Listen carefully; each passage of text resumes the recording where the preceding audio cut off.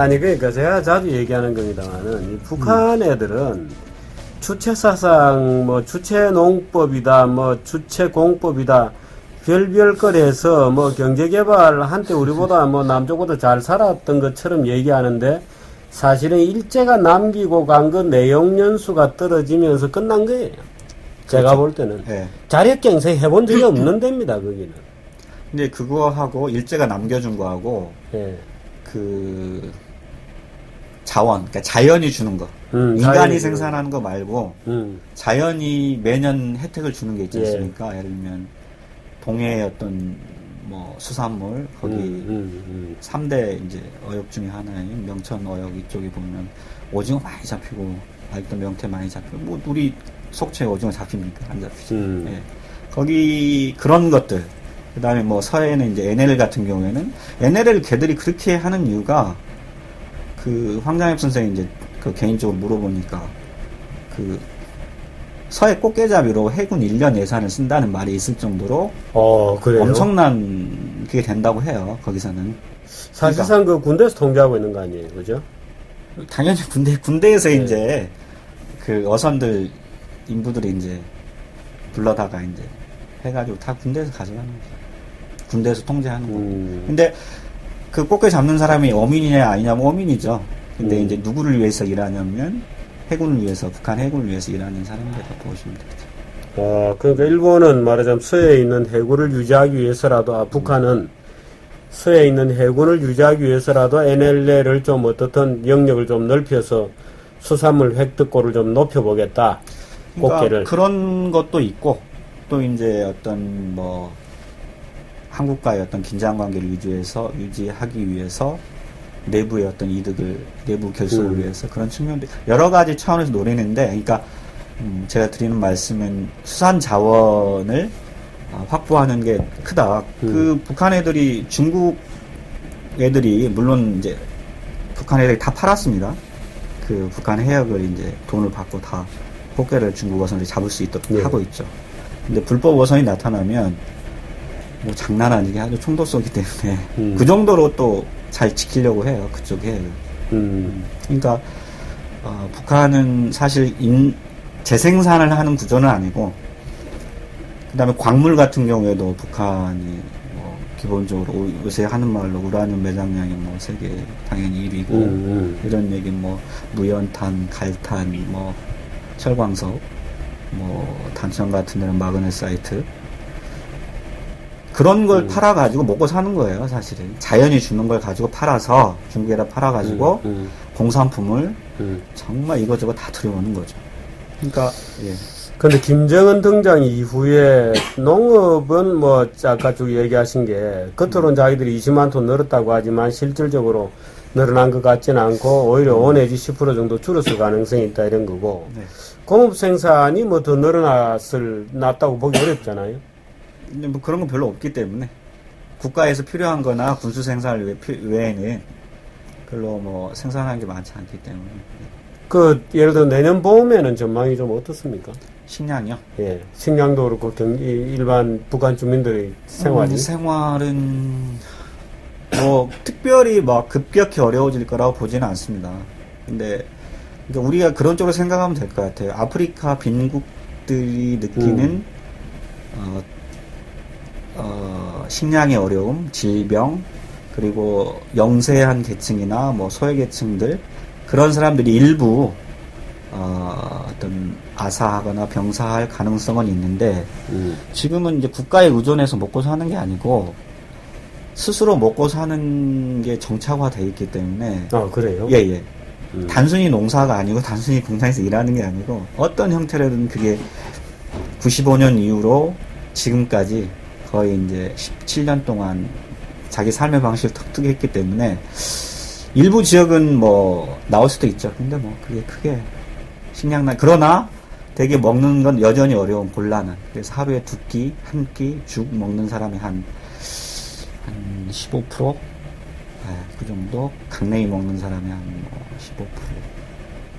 그렇게 좀 봅니다.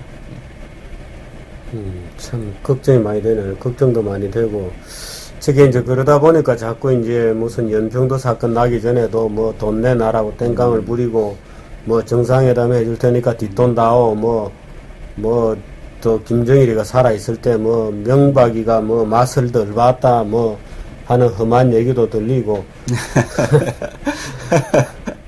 완전히 무슨 뭐 자해 공갈단도 아니고 그렇게 되어 있습니다. 이건 어떻든 북한이 사실은 그 규율, 이 디시플린이라는 게 국제적으로 뭔가 자기들이 엄격한 원칙을 지켜주고 네. 하면 얼마든지 사실 우리가 막 민족 감정상 기본적인 거는 좀 지원도 해줄 수 있고 한데 저 친구들이 그걸 안 하잖아요, 아직도.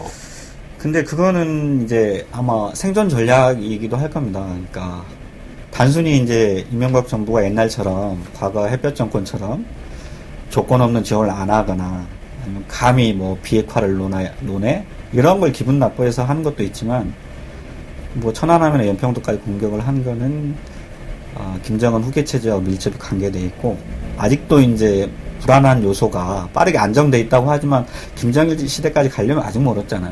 그러니까 계속해서 근데 북한 주민이나 간부들은 그러니까 제가 며칠 전에 이제 저희들 회사에서는 탈북자를 기자로 뽑잖아요. 예. 그래서 이제 그 하나원 교육기관에 있으신 분이 이제 취업박람회 때 저를 찾아오셨는데 요새 한국을 어떻게 얘기합니까? 그랬더니 북한 주민들이 열의 9은 우리가 한국을 쫓아가려면 1세기가 넘게 걸린다. 이런 얘기를 하고 있답니다. 대부분이. 근데 북한 간부들하고 군 엘리트들은 더 그런 문제에 민감하죠. 그러니까 근데 이제 김정은이 어떤 개혁을 하려고 하거나 뭐 개방 조치를 취하려고 하면 한국한테 너무 쓸려가면 사실은 북한 간부들이나 주민들이 한국을 약간 대안으로 여길 가능성이 상당히 있으니까 뭐 여러 가지 제가 방금 이제 복잡하게 말씀드렸습니다만은 그 긴장을 적절하게 계속 섞어서 가려고 하는 측면이 매우 강하고 아니 군부대에서 무슨 무찌르자 김정일 이 말을 뭐 한두 번 했던 건 아니잖아요. 근데 그걸 평양에서 10만 명을 모아가지고 뭐 명박이를 뭐 갖은 험한 말을 하면서 그렇게 할 필요가 별로 좀 과잉이거든요. 그리고 뭐 군사행동도 그렇게 하는 걸 보면 그러니까 다음 정권이 돼도 아마 북한의 도발이나 이런 것들은 상수로 가져가야 되지 않을까 생각합니다. 더더그러니까 이제 말하자면 정북 세력들이 좀 정치권에 좀 더 진출해서 좀 퍼주면 좋겠다. 네. 뭐 이럴 수 있겠죠, 뭐. 그렇죠. 아주 심플하게는 그죠? 네. 그리고 이제 뭐 많이 조건 없이 도와주고 우리가 때려도 좀 심하게 반발하지 않고 그런 걸 바랍니다. 뭐 주면 더 달라고 이제 또 자꾸 시비를 걸겠죠. 뭐 주면 주는 대로 이제 더 달라. 뭐 개성공단 더 내놔라. 뭐 그것도 인질 비슷하게 돼 있는 면도 있고. 하니까 참 이 다루기 어렵습니다. 저게 그래서 이 참 대북 문제랑도 이 정답이 없는 것 같고 어떻든 우리의 원칙을 꾸준히 밀고 나가는 것 그것만이 사실은 북한 문제를 좀 풀 수 있고 북한이 제대로 된 그 어떤 그 말하자면 대남 전략이랄까 이런 것들이 제대로 된 위치로 와서 남북 간의 정상적인 대화가 되려면 결국에는 우리가 원칙을 꾸준히 지켜나가고 또 정치 지도자들이 그걸 명확하게 인식을 해야 되고 실제로 MB정부 후반기 들어와서는 북한이 비교적 이제 MB정부의 원칙을 알게 됐으니까 비교적 그 나름대로는 별별 뭐 약간 뭐 한다고 해서 남쪽이 잘 변하지 않는다는 걸 좀 어느 정도 인식을 한 것 같아요. 근데 그게 이제 또 정부가 바뀌게 되면 또 어떤 또 해프닝이 일어날지도 모르고 그래서 걱정은 됩니다만은 어떻습니까? 데일리 NK는 뭐 기자 많나요? 숫자 같은 거는 뭐 얘기하시면 안 되나요? 몇 명이나 되시나요? 지금 뭐 정확하게 이건 또 제가 회사 사장이 아니기 때문에 뭐 경영 문제를 가지고 얘기하긴 어렵고 그러니까 예를 들어서 서울 본사에 이제 주로 있을 거고. 거기서 기자를 쓰는 기자는 작습니다. 한 12명 정도. 맞네요. 12명 정도 있고. 많군요. 그 특파원이 있고요. 그리고 이제 스트링거 연락. 그리고 내부에도 있고. 뭐 그렇게 뭐 컴팩트하게 움직이고 있습니다. 내부에는 어떻게 연락하나요? 뭐 휴대폰 같은 걸 하나요? 그 휴대폰 같은 경우에는 이제 그렇죠. 그 중국 이동통신망을 이용해서 북한은 이제 3분의 2가 그 중국하고 접경이 돼 있잖아요. 그 라인으로. 예. 면은 아니면 라인으로. 그래서 거기는 이제 중국 이동통신 휴대폰이 다 되니까, 물론 방해점포도 쏩니다만은 뭐 대부분 필요할 때마다 통화를 합니다. 그 내부하고. 근데 이제 거기가 그러니까 감청. 예. 이런 장치를 하고 있기 때문에 5분 이상 통화는 못 하죠. 그래서 이제, 새로운 사건, 뭐, 소식을 짧게 전달할 때는 휴대폰을 쓰고, 이제 뭐 별일 없어요. 뭐 이런 거겠습니다. 그죠? 그런 얘기 할 시간이 없습니다. 이런 이야기가 있다는데 맞아요? 뭐 이런 겁니까? 그렇죠. 그리고 이런 걸 좀 알아봤으면 좋겠다. 누구를 좀 만나봤으면 좋겠다. 이게 좀 기사가 된다. 그러면 이제 그분들이 가서 그런 분들을 이제 접촉해서 정보를 구체적으로 확인을 해서 그러면 다음날 몇 시에 통화를 하자. 여기서 만나서 하자. 그러면 이제 그때 다시 통화를 하죠. 제가 이 돌아가신 분들 얘기니까요. 네. 제가 그때 편집국의 부국장으로 있을 때인지 모르겠는데, 왜 김정일이가 중국 갔다 오는데, 왜 열차 테러가 한번 있었잖아요? 열차 네. 사고라고 되어 있었던. 그때 네. 어디에서 사고가 났나요? 응? 뭐죠? 용천? 용천이요? 용천인가 거기서 사고가 났을 때, 그때 그 작고하신 그 신일철 교수님께서, 김정일이가 중국 가고 난 다음에 저기 전화를 하셨어요. 퇴근을 준비하고 있는데 늦은 시간에 전화를 해서 저 김정일이가 쌀러를 얻으러 간 건데 저게 사고가 날 수도 있다. 돌아오는 길에. 그렇게 뜬금없이 전화를 하셨어요. 저게. 그분이 한국에 계신 분인가요? 그럼요. 신일철 교수님은 서울에 계시죠. 그 고려대학교 교수를 오래 하셨고. 예. 그 신일철 아마 황장엽 씨의 유일한 말벗이었을 겁니다. 세대도 뭐 연세도 비슷하시고. 신일철 교수님 돌아가시고, 황장엽 씨도 돌아가셨잖아요. 그래서 신 교수님께서 어디에서 들으셨는지 저기 뜬금없이 그렇게 얘기를 하셨어요. 그래서 제가 무슨 혹시 연세가 높아셔서 뭐 너무 기우로 예. 그렇게 하시나 했는데 기대 아니었을까요? 이틀 있다가 진짜 사고가 난 거죠. 그래서 나중에 제가 여쭤봤어요. 왜, 어떻게, 그 정보 같은 거냐, 뭐, 아니면은 그냥 추측이냐. 그러니까, 그때 이제 북한의 열차 사정을 쭉 얘기하시면서, 북한 열차들은 시속 30km 정도로 간다 그러대요. 그래서 뭐 약간 언덕배기 이런 거는 쫓아가서 탈 수도 있고. 근데 김정일 열차는 1호 열차니까 좀 다르죠. 그런가요? 예. 그래서 하여튼 뭐 해서 사고가 날 수도 있다 뭐 이런 얘기를 했는데 그것도 용천에서 기어이 사고가 났죠. 예. 근데 아마 그래서 제 생각에는 황장엽 씨가 혹시 얘기를 해주신 건가 하는 느낌도 약간 들고 그랬었어요. 그때 그 사건이 기억나는군요. 근데 이제 뭐 여러 가지 정말 재밌는 얘기 많이 있습니다. 그 사건과 소문이 그래요? 70대 할머니 노파가 이거 약간 이제 호러인데 70대 할머니 노파가 그 김정일을 테러하기 위해서 20년 동안 폭탄을 모아가지고 그 준비해서 했는데 시간이 안 맞아서 실패했다. 70대 노파 이런 소문도 있고 별 얘기가 있습니다. 근데 그건 뭐 여러 가지 이제 확인 안 되는 소문입니다. 근데 그런 소문이라도 해서 사건이 터지면 이제 데일리 NK에서 야 이런 소문이 있다고 이제 전화를 할 수 있는 정도까지는 돼 있군요. 예, 그렇죠. 그거는 뭐 바로바로 확인하죠. 그런데 이제 그런 경우가 있고, 근데 그런 거는 사실 확인 차원이고 보통 이제 북한 사회에 대한 여러 가지 사람들의 생각, 어떤 간부들의 여러 가지 분위기 이런 걸 파악하는 건 만나야죠. 그러니까 그렇죠. 그러면 이제 뭐 친척 방문을 많이 나옵니다. 북한 주민들이 그 조선족들한테.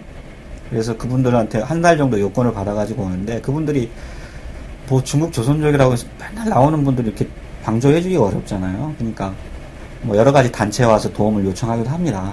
뭐 이걸 또 빌미를 잡을지 잘 모르겠는데 이제 그런 분들은 이제 소개받아가지고 정기적으로 저는 이제 취재하고 상황을 좀 보고요. 또 뭐 저 개인적으로 제가 특파원일 때는 뭐 개인적으로는 막내 하시는 분들 이렇게 이제 접촉하면서 이거저 궁금한 거 물어보고 그렇게 합니다. 그리고 이제 뭐 여러 가지 있습니다, 방법. 그래도 어떻든 2004년부터 이때까지 꾸준히 노력하셔서 그래도 그나마 여러 가지 루트가 개척이 되고 그나마 쭉 그 어떤 흐름을 추적하고 계신다는 것이 누가 뭐 월급도 많이 주지 않을 텐데.